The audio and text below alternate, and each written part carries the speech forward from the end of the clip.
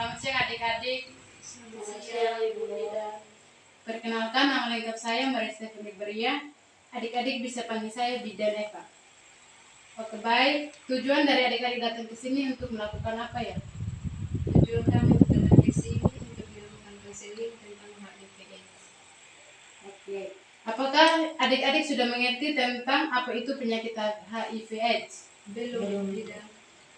Jadi, tujuan dari konseling ini agar adik-adik lebih paham dan mengetahui tentang penyakit HIV/AIDS dari pengertian, gejala, kapan harus memeriksa ke dokter, pengobatannya, pencegahan, dan bagaimana penularan HIV/AIDS. Jadi di sini saya akan menjelaskan terlebih dahulu apa itu penyakit HIV/AIDS. Virus yang merusak kekebalan tubuh dengan menginfeksi dan menghancurkan sel CD4 disebut HIV/AIDS. Sel CD4 itu adalah bagian penting dari sistem kekebalan tubuh. Jika HIV/AIDS tidak segera ditangani, akan berkembang menjadi kondisi serius yang disebut AIDS. Penularan HIV terjadi melalui kontak dengan cairan tubuh penderita seperti darah, sperma, cairan vagina, cairan anus, dan ASI. Yang kedua, gejala HIV/AIDS. Berdasarkan tahap perkembangannya, yakni tahap pertama, gejalanya meliputi 1. Demam hingga menggigil, 2. Muncul ruam di kulit, 3. Muntah, 4. Pembekakan kelenjar getah bening, yang terakhir sakit kepala, perut, sakit tenggorokan, dan sariawan. Untuk tahap 2-nya, gejalanya meliputi berat badan menurun, berkeringat di malam hari, batuk, diare, sakit kepala. Untuk tahap ketiganya, gejalanya meliputi 1. Bercak putih di lidah, mulut, kelamin, dan anus. Kedua, bintik ungu di kulit yang tidak bisa hilang. Ketiga, mudah memar atau berdarah. 4. Sesak napas.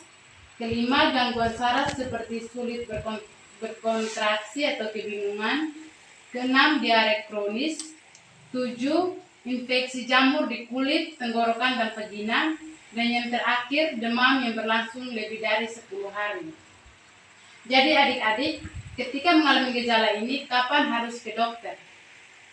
Jadi di sini, ketika mengalami hal-hal tersebut di atas, adik-adik yang menderita penyakit HIV/AIDS disarankan untuk segera konsultasi ke dokter bila mengalami kondisi yang sudah aku jelaskan. Yang pertama, berat badan turun drastis. Yang kedua, sariawan yang tidak kunjung sembuh. Ketiga, rom kulit yang tidak kunjung hilang. Keempat, pembekakan kelenjar leher atau selangkang. Kelima, terdapat selaput putih dalam mulut. Pengobatannya dengan mengonsumsi obat antiretrovir atau ARV. Yang berikut pencegahan penyakit AIDS. Yang pertama, abstinensi adalah bagi yang belum menikah tidak melakukan seks di luar nikah.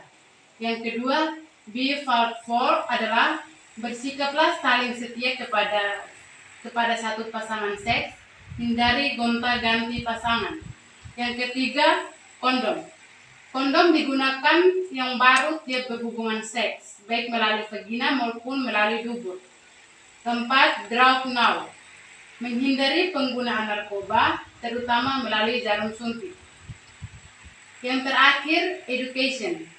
Adalah pemberian informasi yang benar mengenai HIV, cara penularan, pencegahan, dan pengobatannya. Oke adik-adik, apakah adik-adik sudah mengerti tentang konseling ini? Kalau ada pertanyaan boleh ditanyakan.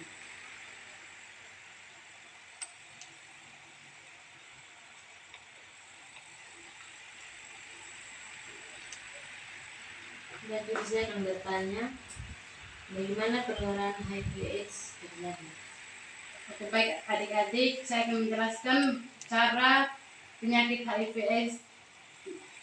Jadi adik-adik, penularan HIV/AIDS terjadi saat cairan tubuh penderita, yaitu darah, sperma, cairan vagina masuk ke dalam tubuh orang lain dan dapat terjadi melalui beberapa cara, yaitu yang pertama hubungan seks, yang kedua penggunaan jarum suntik, yang ketiga transfusi darah. Selain melalui berbagai cara di atas, HIV juga bisa menular dari ibu hamil ke janin yang dikandungnya pada proses melahirkan atau melalui air susu ibu saat proses menyusui. Apakah adik sudah mengerti? Sudah, Ibu. Apakah ada yang ingin mau bertanya lagi tentang penyakit ini? Baik, saya akan bertanya. Cara apa yang dilakukan untuk mendeteksi HIV/AIDS? Oh iya adik, jadi